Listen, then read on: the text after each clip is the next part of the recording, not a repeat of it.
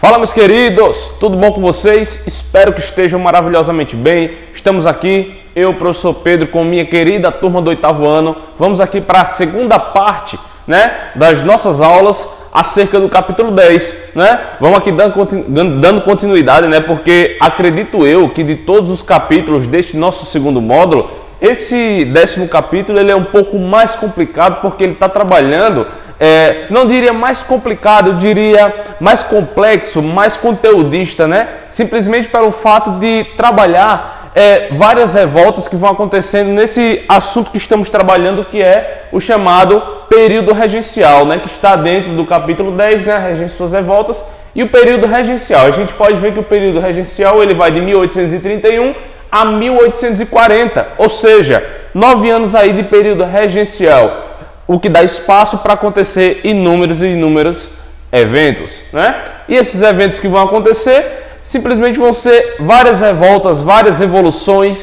que vão acontecendo dentro do próprio território brasileiro, ok? Então vamos lá dando prosseguimento, Então, o que é que a gente já pode tirar desse conteúdo, A gente viu, por exemplo, que já no início da parte 1 do nosso vídeo, que existiam vários e vários tipos de revoltas, E essas revoltas elas estão contidas em dois caráteres, Primeiro, as revoltas antilusitanas, que são aquelas que são a favor da presença dos europeus no Brasil, ou melhor, que são contra os europeus no Brasil, são totalmente contra a presença deles, eram a favor de criar leis para que proibissem a entrada deles aqui no Brasil, e também a permanência deles. Então houveram vários movimentos que assassinaram inclusive vários lusitanos, e também tinham as revoltas restauradoras, que eram aquelas que queriam a volta de Dom Pedro I para o Brasil, Porque, como vimos, Dom Pedro I abdicou do poder no ano de 1831 para voltar para Portugal, E abdicou do poder em favor de seu filho Pedro de Alcântara, que ficou aqui no Brasil, Só que não pôde assumir porque tinha apenas 5 anos de idade. E por isso veio esse chamado período regencial. Então a gente viu tudo isso e agora vamos dar continuidade. Aqui a gente vê já de cara a Lei Eusébio de Queiroz, criada no Brasil, após a saída de Dom Pedro I. E o que acontece? Por que Lei Eusébio de Queiroz? Porque o Brasil, após a saída de Dom Pedro I, tanto a partir da entrada de Dom Pedro como depois da sua saída, e começou a sofrer várias pressões da Inglaterra para abolir a escravidão, Então, para abolir a escravidão, porque Dom Pedro não renovou muitos dos contratos feitos por seu pai Dom João VI, logo quando aquele chegou no Brasil. Então, a gente vai ver, por exemplo, uma pressão muito grande da Inglaterra sobre o Brasil em relação à abolição da escravidão, Só que a gente sabe que a escravidão no Brasil ela só foi abolida no ano de 1888. A escravidão legalizada só foi abolida no ano de 1888, ou seja, muito tempo depois desse período por nós abordado, Então, o governo brasileiro, tendo em vista a grande pressão da Inglaterra, vai elaborar várias leis que vão regulamentando o tráfico e a presença dos escravizados aqui no Brasil, Então, a primeira lei que a gente pode apresentar aqui é a Lei Eusébio de Queiroz, que ela vem justamente por conta de pressões inglesas que começam no início de 1810, que são assim, reivindicações com base nos tratados de Dom João VI. Em 1831, a Inglaterra e o Brasil assinam um tratado para acabar com o tráfico negreiro, Então, a Lei Eusébio de Queiroz, ela torna livre todo africano escravizado aqui no Brasil, a partir desta data,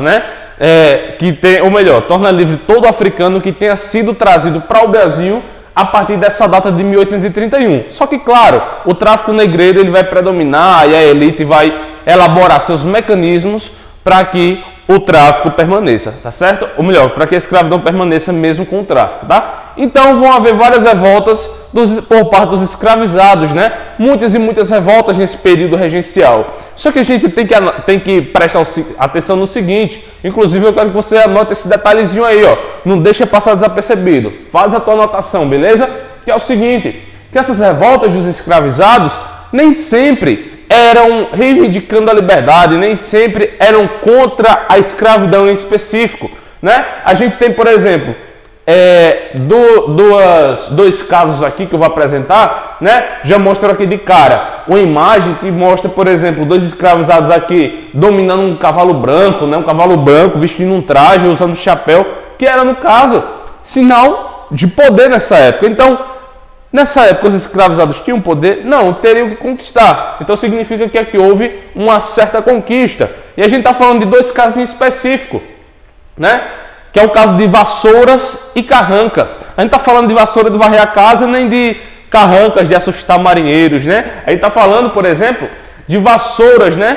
Que é uma localidade lá no Rio de Janeiro, que no ano de 1838, um grupo de escravizados se revoltou contra seus proprietários. E por que isso aconteceu? Porque um capataz assassinou a tiros, fuzilou um escravizado que havia saído do território da fazenda sem permissão. E aquilo gerou um clima de revolta muito grande entre os próprios escravizados, né? Tanto é que cerca de 300 escravizados eles fugiram e saquearam não só a fazenda de seu senhor, mas também outras fazendas dos arredores, né? Então, a Guarda Nacional, por exemplo, que a gente viu que existiu a Guarda Nacional, né, do próprio Império, ela perseguiu esse movimento e buscou abafar ele, conter ele, e conseguiu, né? Tanto é que o líder do movimento, né, que era um africano chamado Manuel Congo, né, Manuel Congo, ele foi preso e assassinado lá no território de Vassouras, no Rio de Janeiro. E Carrancas, que é o outro exemplo que a gente traz aqui, ele é um exemplo muito importante também de ser citado, porque ele também foi uma revolta muito significativa na história do período regencial, né? Porque aqui, ó, tinha um africano chamado Ventura Mina, que ele liderou também um movimento que os cativos eles acabaram pegando o filho do senhor de escravos, né? E acabou assassinando ele. Então, esse movimento aí buscou, por exemplo, sair de fazenda em fazenda assassinando as pessoas que lá viviam, né? Então, eles avançaram pelas fazendas com o intuito de matar as pessoas que viviam lá.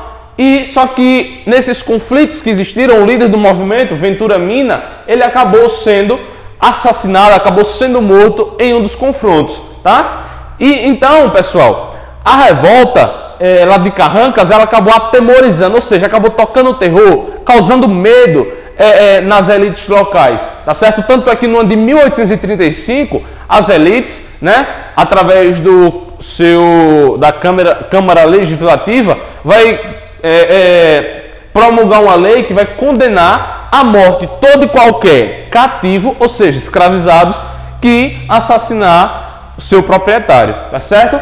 Então, existiram várias dessas revoltas, tá? Só que o caso, eu diria, do período regencial, o período assim a revolta que mais marcou, que é relembrada por nós até hoje, com muita ênfase, é a própria revolta dos malês, né? Aqui, ó, revolta dos malês, eu já deixo aqui, ó, uma imagenzinha para vocês darem uma olhada, refletir, que a gente pode ver aqui, ó, um escravizado avançando sobre um policial e o policial contando esse escravizado, né? O escravizado aqui portando facões, foices, porretes, né? E os policiais ali com suas armas de fogo. Só que eu quero que vocês reparem bem no traje desse escravizado e se perguntem, era assim o traje dos escravizados no Brasil na época?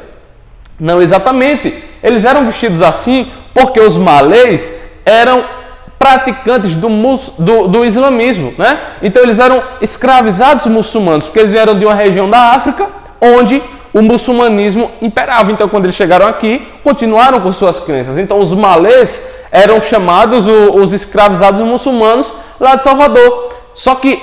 Só abrindo um parentezinho aí, uma curiosidade. Vocês sabiam que no nosso município aqui, pertinho de Penedo, eu acho que tem até alguns alunos daqui da escola, né, que já moraram, mas quase todos vocês provavelmente já foram em Penedo.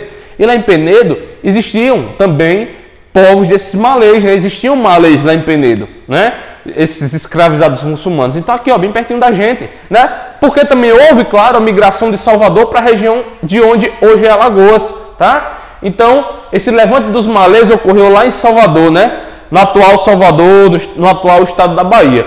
Então, aconteceu no ano de 1835, quando ainda a Bahia se chamava Bahia de Todos os Santos, né? Quando Bahia ainda era uma capitania, né, depois uma província, era chamada de Bahia de Todos os Santos. E depois ficou Bahia como conhecemos hoje, tá? E esse movimento aí, como eu falei, foi liderado pelos praticantes do islamismo, né, os africanos praticantes do islamismo, e eles planejavam ocupar o centro de Salvador. Eles disseram, vamos tocar o terror aqui em Salvador, vamos assumir o controle, vamos depor esses brancos que estão aí dominando tudo, o poder agora é nosso. Vamos lá, vamos à luta, vamos planejar um motim para expulsar todo e qualquer branco que existe nessa cidade e vamos construir uma Bahia apenas de africanos, né? Então eles tinham a ideia de construir uma Bahia apenas de africanos, tá certo? Então o objetivo era destruir a dominação branca, né? E colocar no controle somente os africanos, tá? Somente os africanos. Então a rebelião,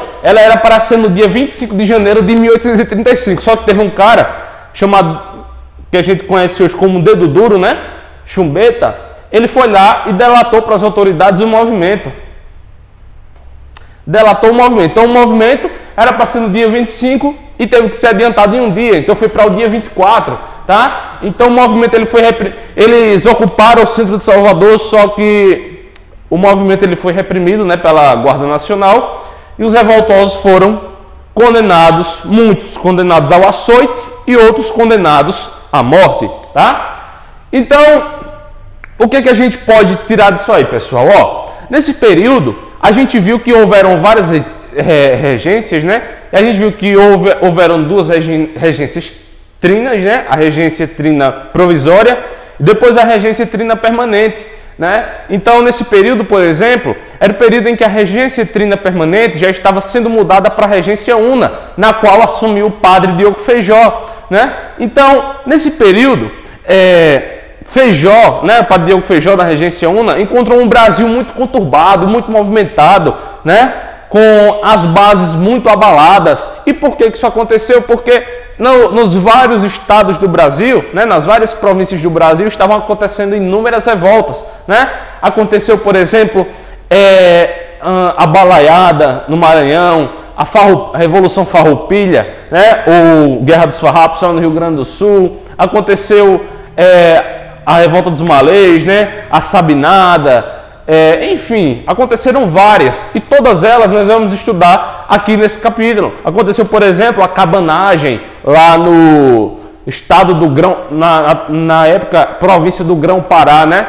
Grão-Pará porque abarcava vários estados que estão separados hoje, como Roraima, Rondônia, Amazonas, né? Tudo isso fazia parte do Grão-Pará. E hoje temos o Pará em específico, mas na época era a província do Grão-Pará, tá? Então a unidade territorial, pessoal, ficou muito ameaçada porque todas essas revoltas, elas queriam se emancipar do Brasil imperial e queriam formar repúblicas independentes. É aquela reflexão que eu já fiz com vocês. Se isso de fato tivesse acontecido, o Brasil hoje seria muito menor do que né? Porque, por exemplo, para você ir para São Paulo, você precisaria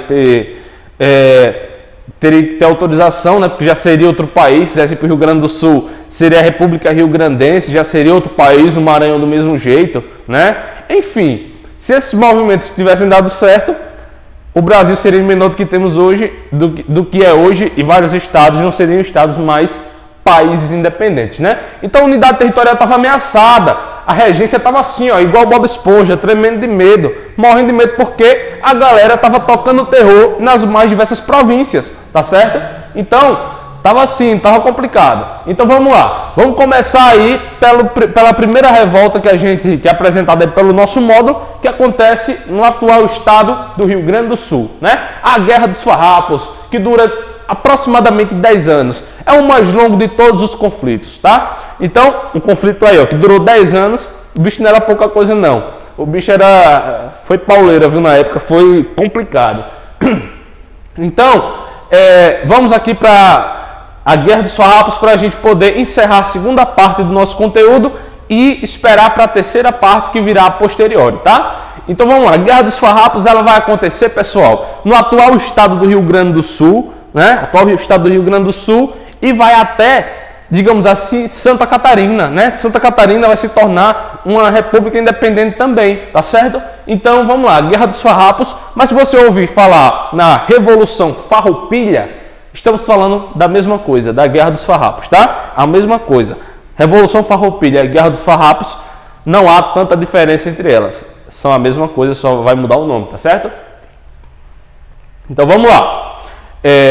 Então, como a gente viu, a Guerra dos Farrapos ela vai durar aproximadamente 10 anos, acontecendo no Rio Grande do Sul e Santa Catarina, como eu disse, e o movimento ele vai ser liderado pela elite rural desses lugares, né? Vai ser liderado pela elite rural dessas províncias, né? Quem é essa elite? São os grandes proprietários de terra, os criadores de gado e os produtores de charque, por exemplo, né? Então, isso tudo aí, esse conjunto de pessoas da elite vai liderar esse movimento porque eles estavam protestando sobre várias coisas que eles consideravam injustiças. Por exemplo, o governo imperial, né, regencial, estava impondo uma taxa de juros muito grande sobre os produtos dessa elite rural lá do sul. Por exemplo, o charque produzido por eles, era muito mais caro para os brasileiros do que comprar fora do Brasil, né? Lá no Paraguai, enfim. Estava sendo muito mais barato exportar o charque do que comprar dentro do próprio Brasil. Então, essa galera aí estava perdendo muito lucro, né? Estava tendo um prejuízo muito grande. E eles começaram a protestar, e tanto é que no ano de 1834, a regência vai designar um cara chamado Antônio Rodrigues Fernandes Braga para presidir a província do Rio Grande do Sul. E qual era a ideia? Abafar, deter, tocar o terror nessas milícias locais que estavam protestando, tá certo? Só que essas decisões, né, de colocar esse cara, Antônio Rodrigues Fernandes, para presidir a província, vai desagradar os estancieiros, né? No caso, os produtores de charque e tudo mais. Essa elite rural vai ficar muito desagradável, porque vai ter um cara chamado Bento Gonçalves, né? Que vai liderar um movimento que vai depor o presidente da província do Rio Grande do Sul, né? Vai derrubar o presidente da província e vai colocar o seu vice para assumir o poder, né? Simplesmente porque o presidente estava lá com o intuito simplesmente de depor, ou melhor, de avançar sobre esses movimentos, né? De acabar com esses movimentos. Então o cara vai ter essa função aí, tá? Então começa a chamada Guerra dos Farrapos, né? Ou Revolução Farroupilha. Essa Guerra dos Farrapos é justamente essas pessoas contra o governo imperial, tá? Então a revolta, pessoal, ela vai tocar o terror no Rio Grande do Sul, vai tocar o terror.